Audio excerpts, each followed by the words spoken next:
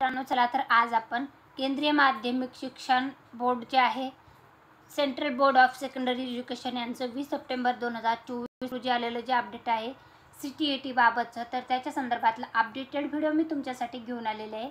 CTETची 2024 साठीची जाहिरात जी आहे ती प्रसिद्ध झालेली आहे। जे इच्छुक उमेदवार आहेत त्यांना अर्ज करण्यासाठी आलेले हे खूप महत्त्वाचं अपडेट आहे।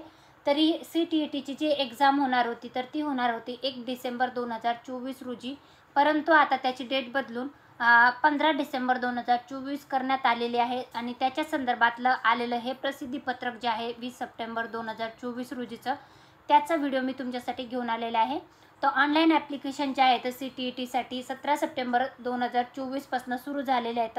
अर्ज करायची शेवटची तारीख असणार आहे 16 ऑक्टोबर 2024 रोजी।